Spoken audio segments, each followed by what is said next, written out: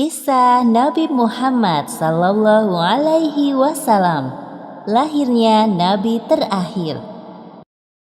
Ribuan tahun lalu, Mekkah hanyalah sebuah lembah di tengah padang pasir, tempat persinggahan para kafilah dagang yang kemudian diubah menjadi sebuah kota di masa kekuasaan Nabi Ismail alaihi salam.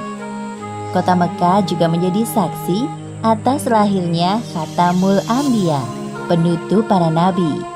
Beliau adalah Muhammad bin Abdullah. Nenek moyang Nabi Muhammad bernama Hashim bin Abdul Manaf. Saat Hashim berkuasa, kota Mekkah terkenal dengan pusat perdagangannya yang makmur. Tidak ada yang dapat menyaingi kemampuan berdagang masyarakat Mekkah pada saat itu. Namun sayangnya, kehebatan masyarakat Mekkah dalam berdagang tidak sebanding dengan kebiasaan jahiliyah yang sering mereka lakukan. Hei, lihatlah burung itu. Sedari tadi ia terbang di atas kepalaku, lalu berbelok ke arah kiri. Nenekku pernah berkata, jika burung itu berbelok ke arah kiri, maka kau akan tertimpa sial. Benarkah ucapanmu? Ya, tentu saja. Menurut kepercayaan masyarakat jahiliyah, jika burung itu berbelok ke arah kanan, maka nasib baik akan datang. Begitupun sebaliknya. Orang-orang Arab pada masa jahiliyah sangat percaya pada tahayul.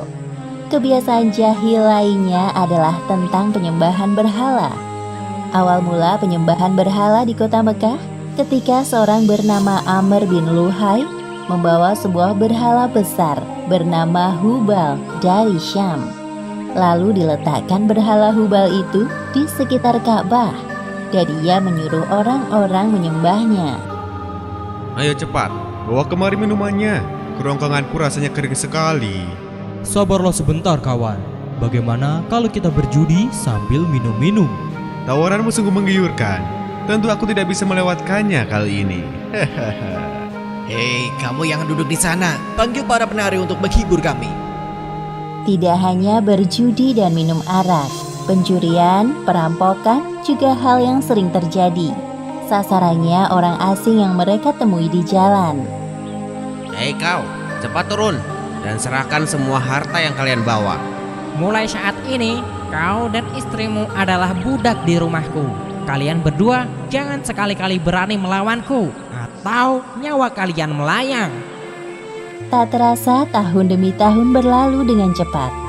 Kepemimpinan Hashim digantikan oleh pemimpin yang lebih muda dan berkompeten di saat usianya telah lanjut.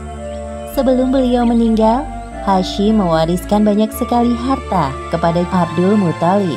Wahai keponakanku, semua ini adalah harta milik ayahmu. Kau pantas mendapatkannya. Terima kasih, wahai paman. Aku akan menggunakan semua harta peninggalan ayahku untuk kebaikan. Saat ini, Abdul Muthalib berperan sebagai sikayah, yaitu orang yang bertugas menyediakan air dan makanan bagi pengunjung Ka'bah. Saat itu, Ka'bah sangat ramai dikunjungi oleh orang-orang, melebihi gereja Al-Quds di Yaman milik Raja Abraha. Namun, seiring berjalannya waktu, persediaan air semakin menipis. Pada saat itulah, Abdul Muthalib teringat tentang cerita sumur Zam-Zam. Banyak orang mengatakan bahwa sumur Zam-Zam telah tertimbun tanah ratusan tahun yang lalu, jadi mustahil jika ditemukan. Sepertinya aku harus menemukan sumur Zam-Zam itu. Apalagi tugasku sekarang sebagai sikhoyah. Kemudian beliau memanggil salah satu putranya yang bernama Harits. Wahai Harits, anakku, kemarilah. Dapatkah engkau menemaniku mencari sumur Zam-Zam yang telah tertimbun tanah ratusan tahun lamanya itu? Baiklah, dengan senang hati aku siap membantumu mencari sumur Zam-Zam itu, wahai ayah. Abdul Muthalib dan Harits berpencar dalam menggali di beberapa tempat, namun tidak ada hasil. Wahai ayah, apa mungkin sumur Zam-Zam benar-benar telah lenyap tertimbun tanah? Wahai anakku, kalau kita bersabar, Allah akan memudahkan pencarian kita. Orang-orang yang melihat perbuatan Abdul Muthalib dan Harits hanya bisa mencemooh. Wahai Abdul Muthalib, mengapa engkau mengerjakan perbuatan yang sia-sia? Sumur itu telah lama hilang tertimbun tanah. Benar yang dikatakannya. Bukankah dahulu nenek moyang kita, Mudzaz bin Amr, pernah mencari tapi juga tidak berhasil? Sudahlah, biarkan saja dia. Lagi pula kita telah mengingatkannya. Abdul Muthalib terbangun dari tidurnya karena mendengar suara. Ia seperti mendapatkan petunjuk tentang keberadaan sumur Zam-Zam dalam tidurnya. Keesokan harinya, dengan penuh semangat, Abdul Muthalib dan Harits kembali menggali di antara berhala Isaf dan Naila. Tiba-tiba air memancar. Ayah, lihat, ada air. Alhamdulillah. Ayo Harits, gali terus. Sekarang, dengan diketemukannya sumur Zam-Zam, Abdul Muthalib tidak khawatir lagi untuk memenuhi persediaan air dan keperluan bagi pengunjung Ka'bah. Hari demi hari berlalu, Abdul Muthalib merasa kewalahan dalam mengemban tugasnya sebagai sikayah. Untuk itu beliau bernazar. Ya Tuhan, andai saja aku punya 10 anak laki-laki yang dapat membantuku, pekerjaan ini akan terasa lebih ringan. Jika Engkau berkenan mengabulkannya, akan aku persembahkan untukmu 1 orang dari mereka. Ternyata takdir menentukan bahwa Abdul Muthalib memiliki 10 anak laki-laki. Saat mereka dewasa, dilakukan undian. Setelah diundi beberapa kali, nama yang muncul selalu sama, yaitu Abdullah, si anak bungsu. Wahai anak-anakku, sebenarnya hal ini sangat berat untuk aku lakukan. Tapi aku telah terlanjur bernazar. Sebenarnya tidak sampai hati, Abdul Muthalib mengatakan tentang nazarnya kala itu. Wahai saudaraku, jangan engkau lakukan itu. Batalkan nazarmu dan meminta ampunlah kepada Tuhan Hubal. Lalu apa yang harus aku persembahkan sebagai ganti dari Abdullah? Kalau engkau dapat menebusnya dengan harta, maka berikanlah itu kepada berhala agar mereka tetap berkenan kepadamu. Menurut kami, itu keputusan yang terbaik. Setelah melakukan perundingan cukup lama, diputuskan bahwa Abdul Muthalib harus menyerahkan 100 ekor unta sebagai ganti dari persembahan Abdullah. Abdullah adalah pemuda baik, sopan dan berwajah tampan. Banyak gadis-gadis Mekah yang tertarik dengannya, apalagi ketika mereka mendengar bahwa nyawa Abdullah setara dengan 100 ekor unta. Mendengar kenyataan bahwa Abdul Muthalib berencana menjodohkan Abdullah dengan anak dari Wahab bin Abdul Manaf, para gadis Mekah itu tentu kecewa.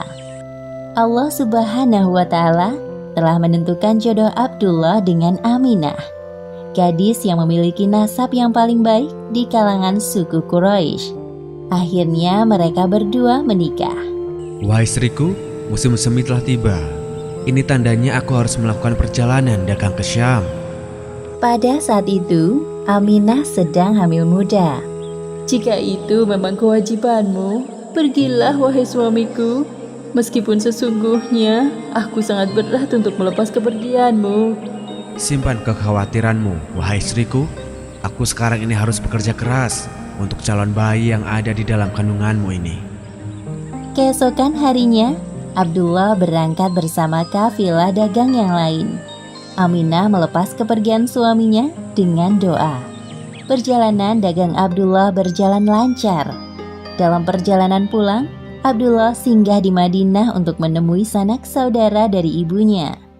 Ketika beristirahat, tiba-tiba Abdullah merasakan kesakitan dan merasa tidak sanggup melanjutkan perjalanan. Wahai kawanku, sepertinya aku tidak sanggup untuk melanjutkan perjalanan ke Mekah.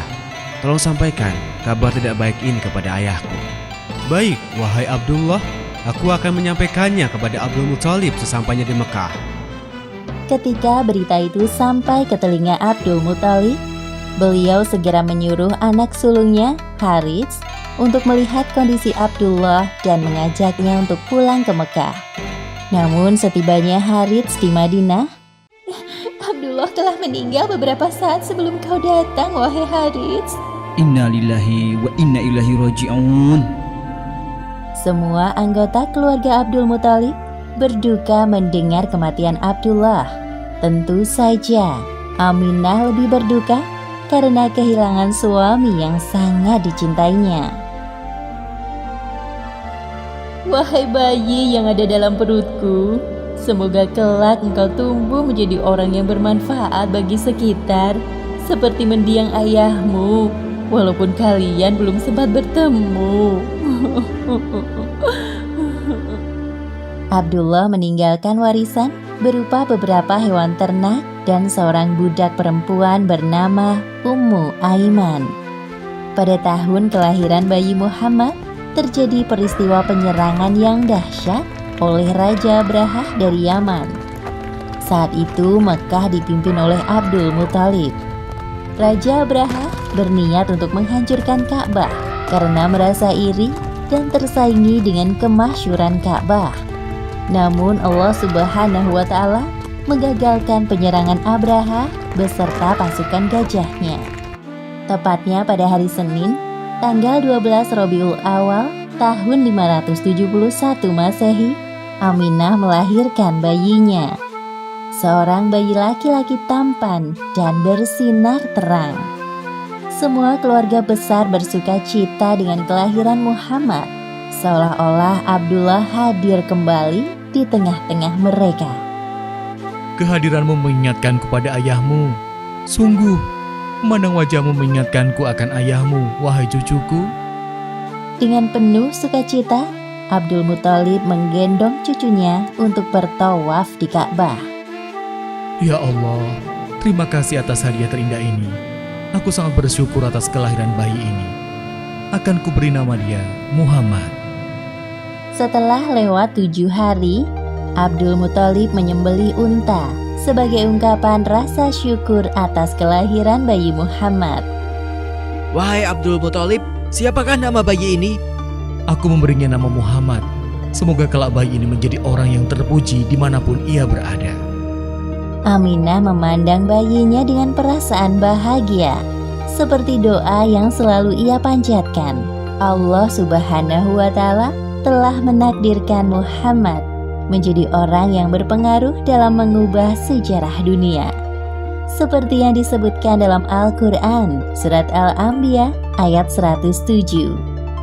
Dan tiadalah kami mengutus kamu, Muhammad, melainkan untuk menjadi rahmat bagi semesta alam. Demikianlah akhir kisah lahirnya Nabi terakhir, Muhammad Sallallahu Alaihi Wasallam. Beberapa hikmah yang dapat kita ambil dari kisah ini, diantaranya, pertama, kesabaran dan niat baik dalam melakukan pekerjaan akan dimudahkan oleh Allah Subhanahu wa Ta'ala, seperti tekad kuat Abdul Muthalib dalam menemukan sumur Zam-Zam untuk memakmurkan Ka'bah. Kedua, jangan terlalu lama larut dalam kesedihan, karena semua yang bernyawa pasti mati dan digantikan dengan generasi baru, seperti kelahiran bayi Muhammad yang menjadi penyejuk hati bagi keluarganya setelah kematian Abdullah. Wallahu a'lam bishawab.